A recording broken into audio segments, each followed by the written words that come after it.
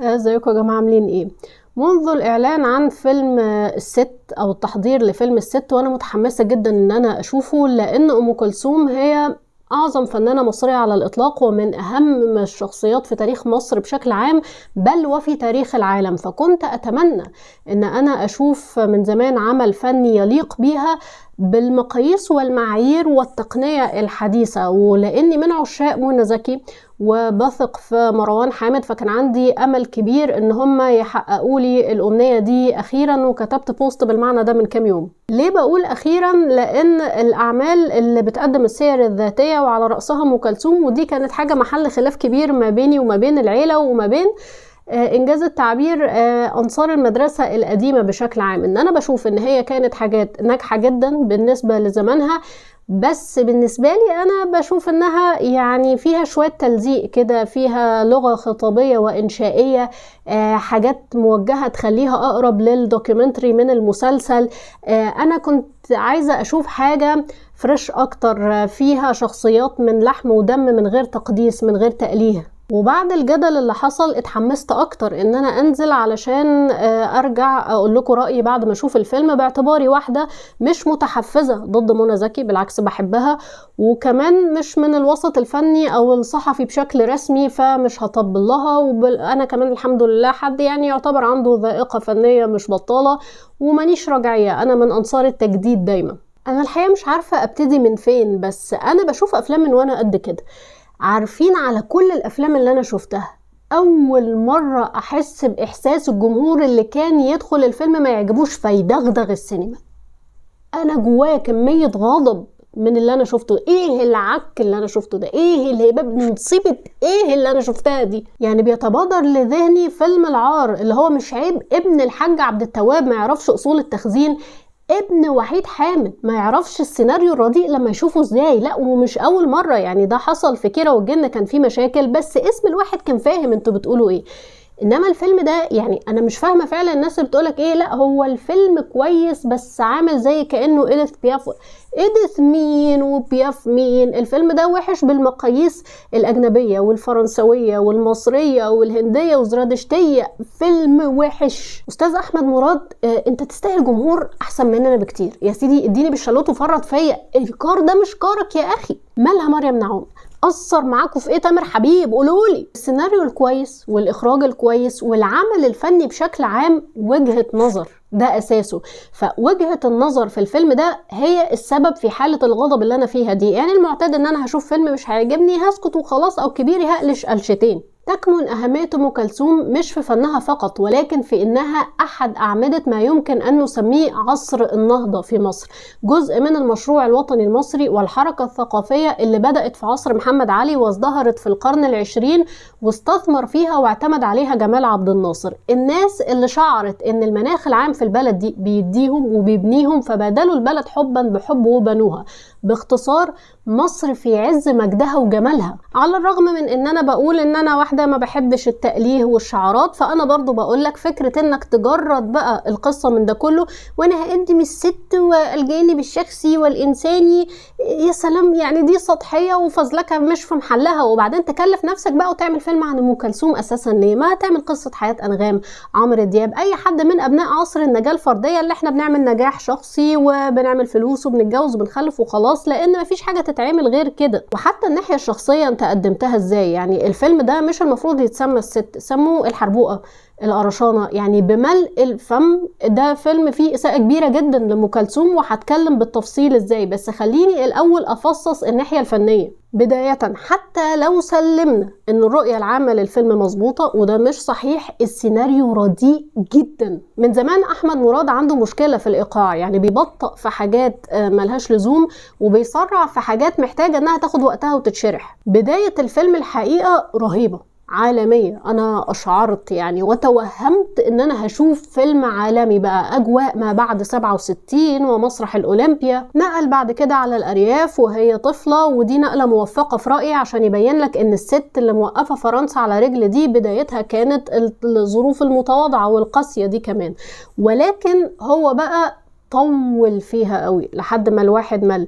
يعني يوسف شاهين كان بيشيل مشاهد هو حبيبها جدا، فلبلبة تقول له ليه، فيقول لها الايقاع يا نونيا. محمد خان في كتابه مخرج على الطريق بيشرح لك ان المخرج الكويس هو اللي يكون عنده شجاعة الاختصار، وازاي ان هو في افلامه شال مشاهد هو كان حبيبها علشان الفكرة وصلت بمشاهد تانية.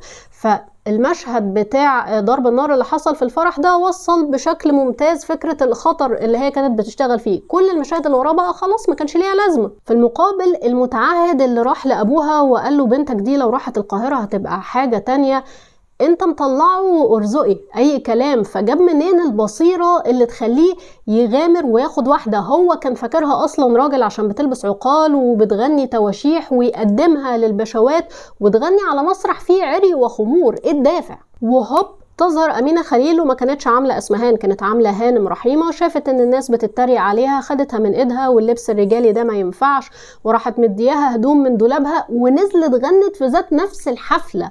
يعني ده قرار مصيري كان في حياة الست، يعني ما اتخدش في ثانية كده، مستحيل. وبرضو ايه الدافع؟ يعني انت سمعتيها بتغني قبل كده مثلا فحسيتي ان انا لازم ادعم الموهبة دي؟ فالمسلسل جاب لك ان هي غنت في افراح كتير في بلدها، سمعت، ابتدوا الاعيان يشوفوها فدعموها وقدموها للشعراء والملحنين ودعموها لما راحت القاهرة. فاهمية ده مش بس انه قدم تمهيد منطقي للاحداث رغم ان ده يعني من سمات السيناريو الكويس، ولكن كمان انه هو من اهم سمات مشوار ام كلثوم بل والمجتمع المصري كله وقتها. فكرة صناعة الموهبة اللي احنا احوج ما نكون ليها دلوقتي، لان في اسامي كتير على الساحة الفنية اتدمروا، مش بس موهبتهم ضاعت لان هم تفكيرهم مش على قد موهبتهم اللي ربنا اداها لهم، وكمان في ناس ما بتوصلش اصلا. يعني فالفرص التعليمية اللي اتيحت لأم كلثوم اقل بكتير من الفرص التعليمية اللي اتيحت لياسمين صبري. بس شوف عقلية دي وعقلية دي، لان في الزمن ده كان بعض على الأقل من أبناء الطبقة الأرستقراطية والمتعلمين فاهمين إن في حاجة اسمها مسؤولية مجتمعية، فبيمد إيده بالرعاية والتوجيه والتثقيف للموهوبين. اقرأ الكتب الفلانية، اعمل كذا، هعرفك على فلان، هوصي عليك في المكان الفلاني، واللي يطلع بيطلع غيره. فالبلد كانت بتتحرك لقدام. كمان الواقعة بتاعت آسر ياسين إن في واحد سكران ضرب عليها نار علشان مش عاجبه اللي هي بتغنيه، اهميتها في انها بتبين لك الغنى قبل ام كلثوم كان ايه وبعد ام كلثوم بقى ايه. لان فعلا بعد الحرب العالميه ظهرت طبقه من الاثرياء الجدد، وكان المسرح ده ما بيقويش غير السكاره والناس اللي بتدور على الغريزه، وكانت المطربه زيها زي الرقاصه بتقعد تفتح خمره مع الزباين. فالست اجتهدت جدا علشان ترقي الذوق العام بتاع الناس، وعلشان المطربه دي تبقى حاجه محترمه في عيون الناس. فكل مطربه ظهرت في العالم العربي مدينه لأم كلثوم بده. احنا بقى ما شفناش اي حاجة من ده ولا من مسيرة الست، ولا شفناها بتختار اغاني ولا بتعمل بروفات ولا اي حاجة. هوب لبست الفستان، هوب راحت الاستوديو، هوب راحت تعاقدت مع شركة، هوب اشتهرت واغتنت. بعد ما اشتهرت مفيش اي حاجة، فعليا مفيش فيلم بالمعنى الحرفي المتعارف عليه، مجموعة لقطات ورا بعض ما بتربطهمش اي حاجة. لقطة مع الحرامي ولقطة في القصر ولقطة في العيادة ولقطة في الاسم، مفيش نقطة واحد بتوصل لنقطة 2 بتوصل لنقطة 3. قصة حبها لخال الملك اللي هو كريم عبد العزيز، مفيش حتى الحد الادنى اللي هو بنتقابل وبعدين بنقول كذا وبعدين بتحس باعجاب وبعدين مش عارف ايه. لا، عمال يصورها يصورها يصورها يصورها، تقطيع تقطيع تقطيع تقطيع، مزيكا مزيكا مزيكا مزيكا. خلاص يا استاذ مروان، ده انت مخرج جدا، يعني الاستعراض بالتقنية ده بيعمله واحد لسه مبتدئ، نقول معلش، انما انت اثبتت نفسك 90 مرة، انت بتعمل ايه؟ وبعدين لما خدها تقابل الملكة نازلي اللي هي نيللي كريم، بغض النظر عن انها لا تمت للملكة نازلي بصلة، بس هنعديها، احنا ما نعرفش قوي الملكة نازلي يعني. بس الحقيقة برضو يعني ظهور نيللي كريم وكريم عبد العزيز ادى شوية طراوة، يعني وجوه مبهجة كانت في المصيبة اللي احنا فيها دي. المهم ان ايه، قال يعني قعدت معاها بقى وبعدين ما عجبتهاش وقالت له انسى، يعني رفضت الجواز، وكأنها جوازة صالونات، وقعدت مع حماتها فما وافقتش. جماعة هم ناس من العيلة المالكة، ودي واحدة بالنسبة لهم فلاحة، فالمبدأ نفسه كان مرفوض. انتوا بتعكوا بتعملوا ايه؟ جوازتها من محمود الشريف برضو هي يا دوبك قاعدة، وبعدين قالت كلمتين للصحافة، وبعدين تليفونات تليفونات تليفونات من المعجبين ومن الملك ومش عارف ايه، ومزيكا مزيكا مزيكا مزيكا، لقطات لقطات لقطات لقطات. خلاص يا استاذ مروان، ده انت مخرج جدا. يجي نيجي بقى لإزاي قدموا أم كلثوم، شخصية بغيضة وكريهة جدا. مثلا الواقعة لما في مجلة نشرت عنها إشاعة مشينة، فابوها قال لا كله إلا السمعة، احنا نرجع السنبلاوين، وهي طبعا ما كانتش عايزة ترجع. فقالت له طيب لو رجعنا انا هقعد جنب امي استنى العريس ومش هنزل افراح تاني، اللي هو ايه، بتلوي دراعه وبتبتزه بالفلوس لان هي اللي بتصرف على البيت. شيء في منتهى الوضاعة. والمشكلة الأكبر، انت جبت الكلام ده منين؟ بشكل عام هم أظهروا العلاقة بينها وبين والدها إنها مادية بحتة، ده راجل بيسرح بنته علشان ياكل، وإن ده السبب الوحيد لانتقالهم للقاهرة، وإنه حتى لما كان هيرجع السنبلاوين علشان حس إن دوره انتهى قال لها أنا بخلص في حتة أرض مش عارفة إيه بالتلميح كده، اللي هو إيه، أنا عايز حتة من التورتة في مقابل إن أنا همشي من حياتك يعني. وده شيء وارد الناس تصدقه، بس ارجع واقول لك المادة عنصر مهم طبعا، ولكن الراجل ده كانت ظروفه سيئة جدا، ومراته قالت له احنا ما نقدرش نودي الاتنين الكتاب، يعني نودي الولد. فهو قال لها لا، نيجي على نفسنا ونعلم الولد والبنت، فده انسان كويس مش ده اللي انتوا طلعتوه. في مشهد قدمت مبلغ كبير لمحمد التبعي علشان يأسس مجلة بالمحسوس كده علشان تبقى منبر ليها يعني.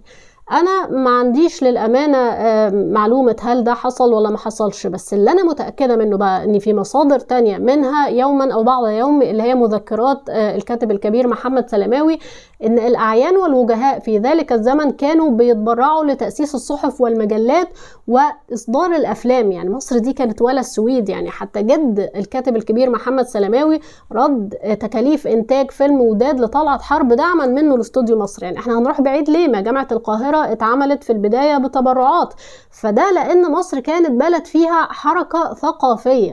يعني وارد تكون طبعا جزء من دوافعهم ان هم يستميلوا الصحف، بس مش دي الصورة الحقيقية الكاملة. حضرتك قدمت الحكاية كما لو كانت رشوة، وهي ما كانتش في حاجة خالص لده. حتى الحوار ساذج كده، يعني يجيب لك انها بتقول للتابعي لا ده انا مش بس اكتب، ده انا ارشح نفسي في البرلمان باين، فقال لها لا انا ما صوتش لواحده ست. اساسا الستات ما كانش ليهم حق التصويت في الوقت ده، ناهيكم عن الترشح. طلعوا انها فازت بانتخابات نقابه الموسيقيين مش علشان مكانتها الكبيره، مش علشان هي ام كلثوم، لا علشان هي هددت العازفين انها هتقطع عيشهم لو ما صوتولهاش. جوازها من الدكتور جابوا ان هي لما لقت نفسها لوحدها راحت ترسم عليه. حتى مشهد أمينة خليل اللي كلمتكم عنه في الاول، واحدة تفضلت عليها بدون اي مصلحة، مفيش حتى كلمة شكر وجهتها لها ولا ابتسامة امتنان حتى. شخصية كشرة شرسة بتاعت مصلحتها، بتحاسب اخوها بالمليم وكأنه خدام عندها. ده كله وصلني لدرجة انها لما جت بقى تتبرع بعد الهزيمة وتعمل حفلات للمجهود الحربي، انا حسيت ان دي حاجة مقحمة جدا رغم ان هي حصلت في الحقيقة، لان الولية اللي انا شفتها طول الفيلم دي ما تتبرعش لحد ولا يهمها بلد ولا بتحب حد. عزز بقى كل البلاوي دي الاداء الكارثي لمنى زكي. يعني كان في مشهد مسرب كده، انا تصورت ان هي طالعة بتتكلم كده علشان لسه جاية بقى جديدة القاهرة ولسه هتتمدن وهتتثقف، لكن اللي حصل ان طول الفيلم والله العظيم انا افتكرت ما تخافيش ده حسب الله جوزي بيحبش حاجات للسهرة اصله صاحب مزاج. نفسي اعرف ازاي منى زكي مثلت التمثيل ده، ازاي ومنين؟ يعني احنا شفنا انترفيوهات لأم كلثوم دي كانت هانم بتتكلم في اللقطة وهي ماشية بتاعت 500 كرسي فمش عارف كام جنيه يبقى الإيراد كام، فأنا تلقائيا كده قلت لها وجبة معلمة. لما محمد فراج اللي هو المفروض يعني أحمد رامي بيعترف لها بحبه وبتاع، تقول له لا انا حاسه بس انا مش عارف عايزه ابقى نجمه واحد في مصر وده في صالحي، صالحك صالح الجمهور. حسيت والله يعني هو ام كلثوم واحمد رامي كانوا عاملين عصابه تجاره مخدرات ولا ايه؟ وبعدين يا اخي انت بتحب ايه؟ يعني انت مجنون يا سيد، اتكل على الله. ثم جمهور ايه؟ انتوا خليتوا فيها جمهور، هو فين الجمهور؟ فين اي حاجه؟ بمناسبة فراج، يعني أنا حبيت محمد فراج، وتامر نبيل حبيته جدا رغم أن يا كبدي مساحة دوره كانت قليلة خالص. وده بيفكرني بقى بالمشهد اللي في الأول خالص بتاع آسر ياسين. يعني أنا استغربت في الأول هما ليه جايبين نجم بالحجم ده علشان يعمل دور زي ده؟ يعني المفروض أن ضيف الشرف ده بيظهر يبقى إضافة في مكان معين، يعني أو يعني هو هيسد قوي مفيش حد يسد غيره في الحتة دي. انما اكتشفت بقى لما شفت البتاع اللي انا شفته ده ان دول مش ضيوف شرف بالمعنى المفهوم. يعني هو باستثناء منى مفيش اي حد دوره ليه مساحة، كلهم ادوارهم قليلة جدا وظهورهم على الشاشة قليل جدا، لان مفيش فيلم، هي مجموعة لقطات لقطات لقطات لقطات، مزيكا مزيكا مزيكا مزيكا، فكل الادوار مساحتها شبه معدومة. يعني فهم مش ضيوف شرف، هما مش فارقين على الابطال في حاجه، فكان لازم يحطوا فيه نجوم. اصل هيحشوا بايه؟ انا مش قادره افهم انتوا ازاي اتجرأتوا على ام كلثوم بالشكل ده. يعني انعام محمد علي ما كانش عندها فلوس مثلا ان هي تصور في الاولمبيا، بس جابت مزيكا لام كلثوم مع مشاهد تسجيليه مع مشاهد للطياره. في النهاية بالإمكانيات البسيطة اللي عندها طلعت مسلسل حلو، لأن كان عندها رؤية. نتفق أو نختلف معاها، كان عندها رؤية.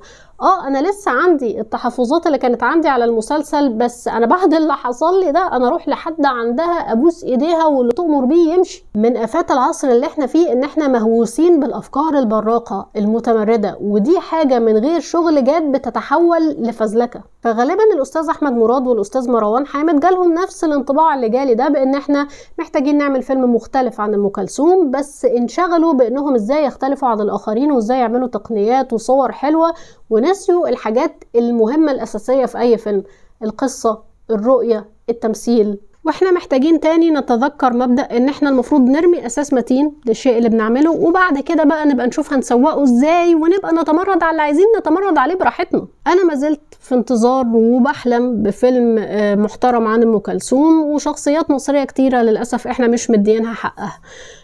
انا كنت مجهزة قبل ما اروح كلمتين كده في حال ان الفيلم ما عجبنيش اقولهم نطيب بيهم خاطر منى زكي يعني، بس بعد اللي حصل ده لا، الحقيقة أنا غضبانة جدا يعني. وإذا كان في حد إحنا المفروض نطيب خاطره فهو أم كلثوم. يعني إحنا أسفين يا أم كلثوم.